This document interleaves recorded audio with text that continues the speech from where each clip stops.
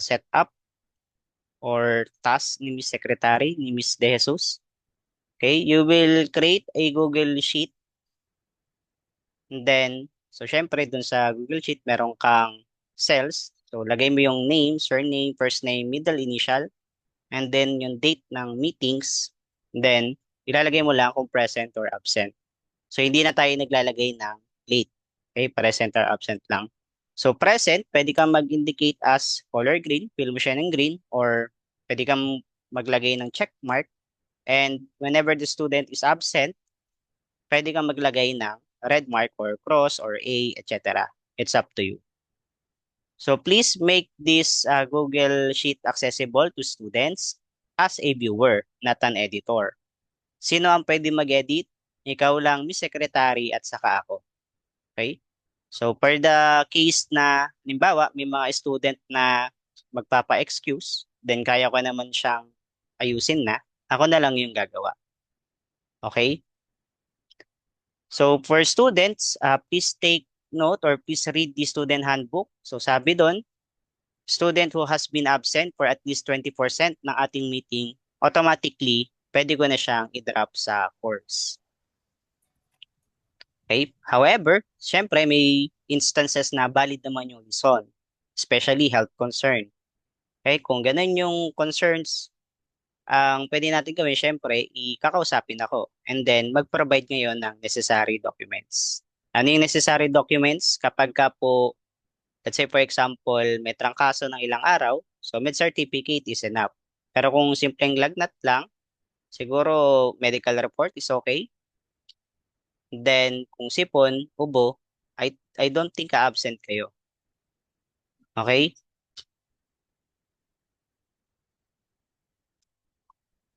So, paano tayo mag-check ng attendance?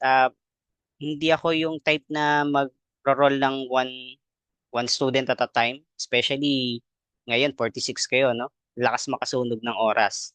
So si Miss May na ang bahala kung anong strategy ang gagawin niya. Okay, so pwedeng pag nag-group photo na tayo, pwedeng yun na yung attendance. Okay? May pwedeng ganun ha. So Okay. next, so aside from the previous setup, ito po yung additional na uh, things na dapat tandaan. Okay, so we should observe courtesy, students who want to ask question or have their insights. Okay, please raise your hand and then wait until I call your name. Okay, before unmuting your device. Okay, so ayan din yung kasunod, no? Do not untimely unmute your device. And then, at the end of every session, magkakaroon tayo ng evidence. Okay, kukuha tayo ng documentation. So, si documentation, uh, dapat ilalagay natin siya sa reply or sa message ng meeting. Pero for today, i-send mo na lang din muna sa akin via PM, Miss De Jesus. May question po ba as of the moment?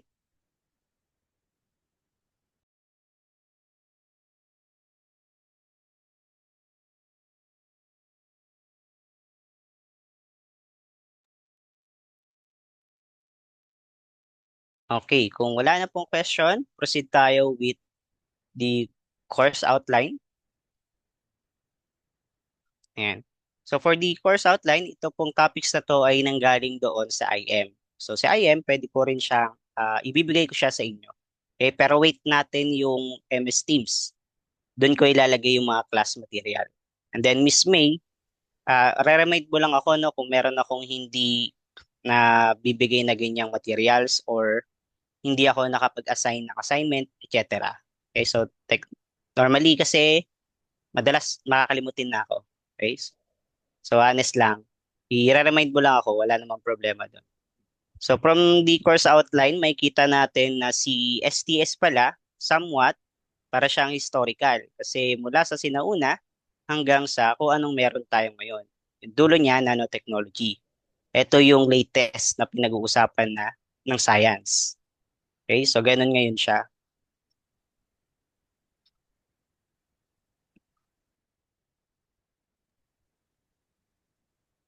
Grading system. So since tayo po ay purely lecture class, So mapapansin nyo rito na lecture weight percentage is 100% and then for laboratory, 0%. Also, I'm the type of professor that I don't give midterm grade, diretsong semestral grade na. Anong mangyayari? Kung ano yung grade mo ng final, yun din yung grade mo ng midterm. And might as well, wala po tayong midterm exam. Okay? So meron lang tayo final exam, 30% yan ng grade, and then yung class standing na 70%. Si final exam, isang instance lang naman si final exam. So as is na siya na 30%. Samantalang si class standing, nahati po siya into, we have this reporting/debate, 60%, assignment, typically reflection paper yan, 10%, quizzes, 20%, and lastly, the attendance of 10%. So once na ma-reflect na natin excuse me, once na ma-encode ko na lahat ng inyong activities, magbibigay na siya or magre-reflect na siya ngayon ng grade. So punta tayo sa table 1.2, grading conversion. So supposedly si May ang nakuha niya ay 97. So sa SIS, bawal naman tayo maglagay ng 97. So pwede natin siya ngayong i-convert na si May ay may grade na 1 sa STS. Okay? Tapos, susundan lang po natin siya. 96 to 94 is 1.25. 93 to 91, 1.5.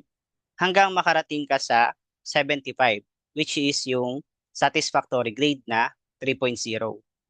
So beyond that, pag hindi po umabot ng numerically 75 ang inyong grade, then at yung magiging grade ninyo.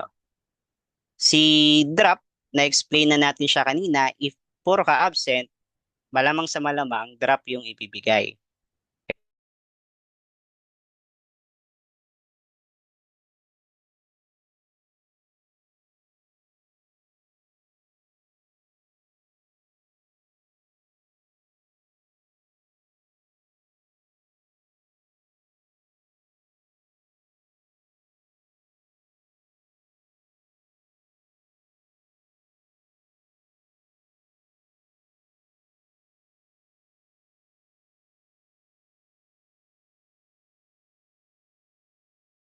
Na 5.0. Si INC, kailan kaya ako magbibigay ng INC? So si INC should be given to students whenever the student may isa siya or dalawang exam na hindi na-take. So pag nakita mo yung grade mo ay INC, that means meron kang kulang na exam or activity. Okay? Pero hindi naman pagagawa lahat, no? Isa lang yung pwedeng ipagawa sa iyo. So, kung yung grade mo, let's say for example, 74, and then hindi ka nakapag-final exam, tapos may chance ka ngayon na mapunta sa 75 pag tinake mo yung exam, then saka ka bibigyan ngayon ng grade na INC. Okay? Pagka yung grade mo, let's say for example, 60, pero hindi ka nakapag-final exam, hindi ka nakapag-long exam. Okay? So kahit bigyan kita ng final exam, kung yung maximum possible score mo ay 74, hindi na kita bibigyan ng INC. Ang ibibigay ko ay withdraw na agad. Is that clear? Ano nga po, react kayo ng heart kung maliwanag. Ayan.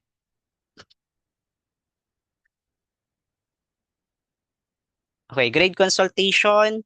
Normally, nagbibigay ako or nagkakandak ako ng grade consultation a week after the finals. Okay, para talagang na-check ko na yung lahat ng activities ninyo. And then yung grade consultation, 1 hour lang naman siya. And all students ay hindi naman required pumasok for those lang na merong concern. Okay, then ano pa naman siya, in the future siya, so di-discuss na lang natin siya further.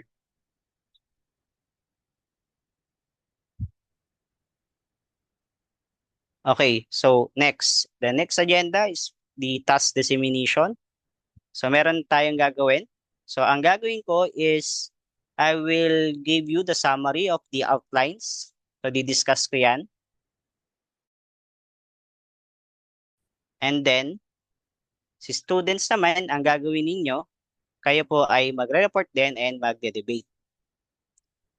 So, the debate format is you will have 10 minutes for opening statements, rebuttal, 5 minutes, cross-examination, 10 minutes, and closing statement, 5 minutes. Okay, so ano-ano ba tong mga ito? Or ano ba si debate in a sense, in the first place?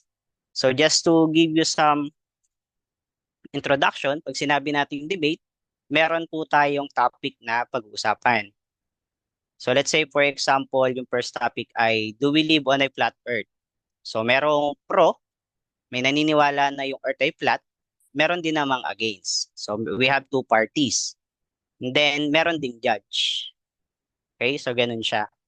So meron tayong 1, 2, 3 groups. Yung dalawang grupo maglalaban or ng debate, and then yung pangatlong grupo, siya ngayon yung judge.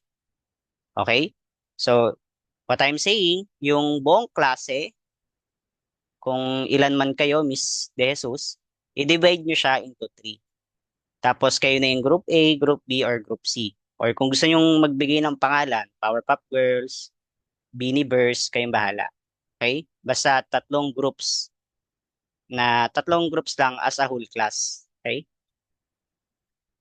Debate format. So, kanina pinakita ko yung magkakasama na siya. Ngayon, isa-isayin natin. Opening statements, 10 minutes each. 10 minutes para sa for, 10 minutes para sa against. So, it is important to notice na when you are doing a debate, mas magandang aralin nyo syempre, yung stand ninyo, pati yung stand ng kalaban para alam nyo kung paano sila tatalunin. Okay? So, for opening statements, ito lang po yung ating gagawin. Unang-una, de-define mo yung mga keywords. Kung paano mo siya gagamitin with your opening statement or all throughout sa debate. Okay? And then, sa opening statements, diyan din binabato yung main arguments. Okay? So, main arguments and then dapat, itong argument na to, bibigyan mo ngayon ng supporting details. Okay? Ano yung mga supporting details? Pwedeng statistics, other facts, studies, etc. Okay? So, please maximize yung 10 minutes kasi syempre kung ikaw 10 minutes tapos yung kalaban mo 3 minutes lang nag-opening statement, edi lamang na lamang ka. Okay? So ito po yung example. So let's say for example, the debate topic is should we ban certain types of research? So ito yung naging opening statement. So meron siyang sa kalye and then ito yung main argument niya. We are of the opinion that we should not ban certain types of research as this will potentially risk foreclosing unanticipated and highly valuable new lines of discovery. Yan yung main argument niya. Okay, so question, ito ba ay for or against? Who wants to recite? Anong klaseng opening remarks to? Opening statement?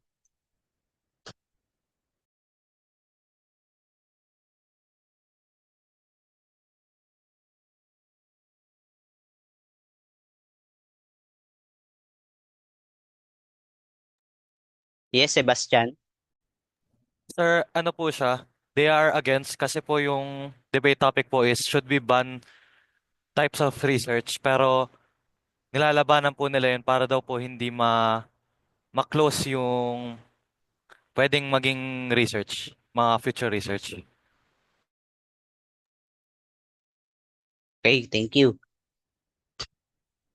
So ito po yung opening statement. We will proceed with the next one. After the opening statement, pupunta tayo sa rebuttal. Okay?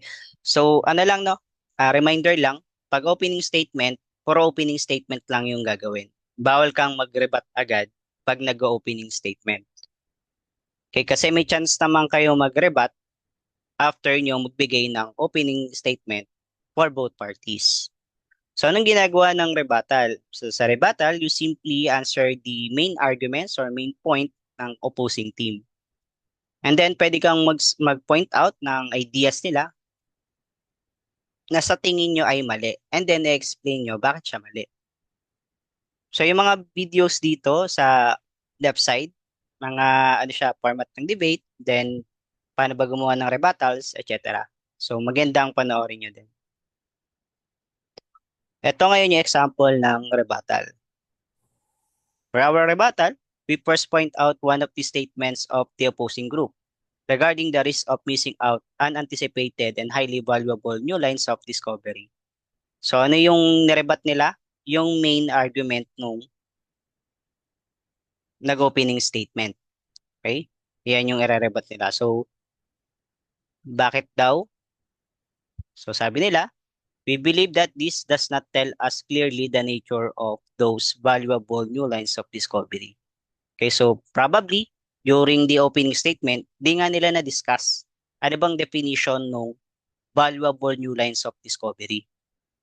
Okay, so kaya doon sa opening statement, no, binanggit ko na kailangan i-define nyo ng maayos.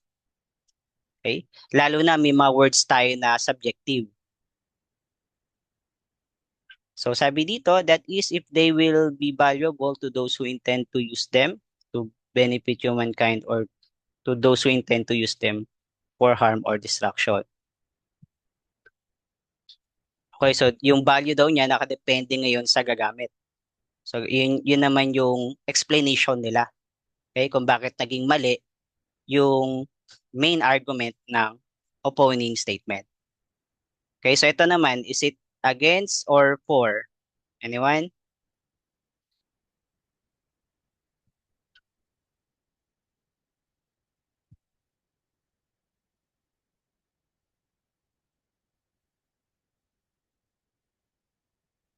Franzen? I believe this is for po since they rebut the first argument po, which the first argument disagreed. Okay. Thank you, Franzen. So after, pakibaba na po yung hand. After rebuttal, didiretso po tayo sa cross-examination. For cross-examination, this is the time that you give your questions to seek clarifications which may be beneficial to your group. Okay, so anong klaseng mga tanong? Ito yung example. What are the criteria for banning certain type of research? Okay, so how can you ensure that all studies be conducted are for the benefit of the society? In short, ang itatanong po natin sa cross-examination ay puro WH question. Okay? And then, ano yung bawal na tanong? Ang mga bawal na tanong ay yung mga questions na pwedeng sagutin lang ng either yes or no or agreeing question kung tawagin. Okay? So please, for the cross-examination, no, maximize nyo din yung time. Mas marami kang natanong na hindi nasagot ng opposing team, eh di mas maganda sa stand ninyo. Okay? Kung halimbawa, hindi nila na-explain yung valuable discovery na terms, pwede mo ngayong ipa-clarify sa kanila. Kasi nirebat mo pa lang siya nung una. Okay? So dito sa cross-examination, saka mo na siya itatanong. Okay? So, after closing or after the cross-examination, we proceed with the closing statements. For closing statements, it is a 5-minute speech. So kahit isang tao na lang yung magsasalita dito, then to simply i-highlight nila yung mga main argument na hindi nasagot ng opposing team. Okay? Tapos, it is the last chance na makonvince nyo yung judges. Okay? Pwede nyo siraan yung kalaban, pwede nyo pabanguin yung stand ninyo, ganun po siya. So example ng closing statement, kung napanood nyo yung debate ni Harris tsaka ni Donald Trump, pwede siya ngayong pag-basis. Pwede nyo siyang pagbasihan. Lalo na si Donald Trump. Si Donald Trump, siniraan niya si Harris. Ganun siya yung closing statement. Okay? Pero again, depende pa rin kay judge kung siya ba ay kung kanina siya mas na-convince. Okay? Doon ba sa Team A or kay Team B. Okay? So, sino ba yung judge? Mhm. Okay, so bago ko banggitin kung sino yung judge, ito po muna yung debate topics. So magkakaroon po tayo ng 10 debate meetings. So ito yung unang topic, do we live on a flat earth? Next, are we brain in a vat? So pag nag-opening statement kayo, sasabihin nyo, ano ba yung brain in a vat? Okay, so next is justified true belief, a good definition for knowledge. Can science explains morality? Is the Philippines a place where science can flourish? Etc. etc. So yung debate topic somewhat related pa rin siya ngayon sa SDS. Okay? So from the definition of knowledge, epistemology hanggang sa society na, no? Should we ban certain types of research, etc. Can technology develop without science, etc. etc. Okay? So please take note, although three groups kayo, Team A, Team B, and Team C, ang magde-debate lang po for every topics ay tatlong representative. So si Group A, magbibigay siya ng tatlong person or representative. Si Group B, magbibigay din ng tatlong representative. Next week, iba ulit na representative yung magde-debate. So please, ang gusto natin dito, lahat po tayo ay maka-experience ng debate bago umulit ng representative. Okay? And please make sure na yung debate po natin ay English. Okay? Para ma-practice kayo kasi in the future, pag kayo po ay magpe-present na ng thesis ninyo, okay? Hindi siya Taglish. Taglish siguro pagka question and answer. Pero while presenting, pure English po yan. Okay? So maganda siyang practice nyo na. Okay? So aside dun sa debate topic, meron tayong nakikitang naka-bold dito, no? Epistemology, testimony, skepticism, ontology, solipsism, presupposition, etc. So yan po yung theory topic. Ayan. So ano tong theory topic? Yan, theory topic ay keywords na pwede nyong magamit during the debate. Pwedeng dyan umikot yung structure ng opening statement nyo, etc. So sabi natin ulit, tatlong team, yung dalawang team, nagde-debate. Yung team C, aside sa pagiging judge, sila rin po yung magdi-discuss ng theory topic. Wala pong format kung paano nyo i-discuss yung theory topic, pero make sure, syempre, since meron tayong debate topic, somewhat i-relate nyo etong keywords na ito papunta doon sa topic. Okay? Then, before the debate, dapat magpe-present muna ng theory topic. And then, reporters, kung sino po yung tatlong judge, so tatlo lang din, tatlo sa A, tatlo sa B, tatlo sa C. Kung sino yung tatlong judge, siya rin yung magre-report. And itong reporter must create a 20-item questions regarding the topics. So ano yung mga question? Pwedeng multiple choice, identification, true or false, modified true or false, etc. It is up to the students. And then, before you discuss these topics, no, bigay nyo sa akin itong 20-item question. Kasi, ito na rin yung magiging quiz ninyo. So, i-recall natin kanina, doon sa breakdown of grade, meron dong part na may quiz. So, ito po siya. Okay? So, hindi na ako yung gagawa. So, question, ano pong gagawin nung members nung nag-theory topic? Kasi gumawa sila ng tanong. So, yung members niya automatically, yung ibang members, perfect na. Okay? Ang magte-test lang ay yung Team A tsaka Team B. Okay? So, the debate will start by tossing a coin to verify which side will begin with their opening statement. So, yung pagtotoss coin, ako na pong bahala dyan. Heads or tails? Let's say, for example, tails ang lumabas. Okay? So, and then si Team B nung naka-assign na tail. So, therefore, siya yung mauuna na mag-discuss. Okay? Pwedeng against muna bago yung for. So, depending ngayon sa toss coin. Okay? So, sabi natin, si Group C, sila daw po yung magiging judge. Paano ngayon yung magiging scoring?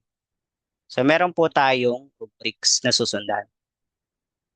Okay, so si rubrics, yan po, andito na rin po yung criteria and maximum score ay 5 points and the lowest possible score ay 1 point. So guys, ang ina-expect ko, hindi yan lahat 5. Okay, kasi titignan ko yan. Kung lahat yan 5, pag-explaining ko ngayon yung reporters. Paano siya naging 5? Especially, syempre, nakikinig din ako at nag-grade din ako. Okay? So, hindi pwedeng tropa ko yan eh. So, 5 lahat. Hindi po pwedeng ganun. And then, please, kapag po ibibigay nyo na itong grades, okay, yung nag-gradean nyo ng rubrics, tatlo din yan, tatlong reporters, so tatlo yung maglalagay ng score. Pag ibibigay nyo na siya, i-compile nyo ngayon into one PDF form para isahan na lang. Tapos, please make sure na nakalagay din kung sino yung nag-debate. Okay? So, si De Jesus et al., sila ay 4, tapos ito yung rubrics or yung graded rubrics nila. Tapos, si Francine et al., against sila, ito yung rubrics na nag-gradean na sila. Okay, so ganun nyo siya ibibigay. Importanteng nakalagay yung pangalan nung nag-debate kasi, syempre, yung score na yon para sa kanila mismo, individually. Okay, klaro po ba? Paki ano nga po, react ng heart.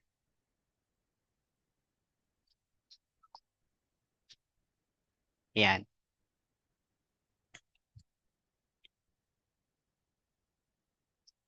Okay.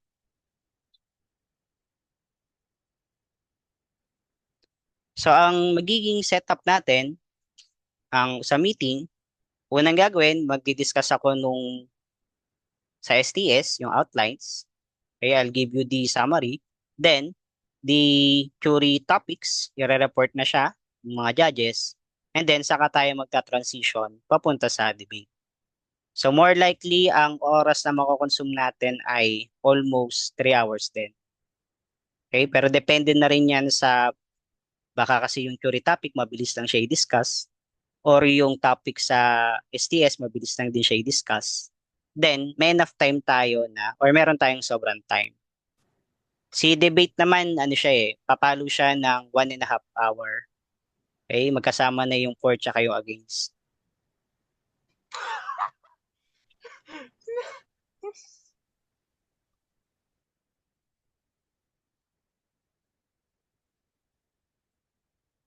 Okay, for final exam. So, sabi natin si final exam po ay 30% of your grade. And then for final exam, hati po siya into 2 parts na merong 50 points each. Yung unang part ay oral examination. Oral examination, that means individual po ito. So, a student, let's say si Matthew, magbibigay ako ng random topic mula sa debate topic, either for or against, or pwede rin galing sa jury topic. So, si Matthew, meron siya ngayong 3 minutes para mag-discuss nung topic na yon. Okay, so again, mas maganda kung English spoken in person. Okay? So 3 minutes lang siya para ma-accommodate natin lahat ng students within one meeting. Okay? Tapos gawin na lang natin ay ano na lang siya. Gawin natin by surname. Okay, alphabetical. Mauna yung letter A, yung apelyido, of course. So for part 2 ng ating final exam, ito yung instance na magpe-face to face tayo. Amazing Race. So kung hindi kayo familiar with Amazing Race, si Amazing Race ay from the word itself, magpapaunahan po yung bawat team. And then meron tayong different stations. Sa different stations, meron tayong different activity. For example, Pinoy Henyo. Pinoy Henyo pero may kinalaman sa STS. To be announced pa siya kasi kailangan ko muna makipag-usap sa mga group leader. Okay? So, matatapos na po itong meeting. Close muna natin. Babalik na lang tayo. Then kung meron kayong question, ibato nyo na siya pagbalik.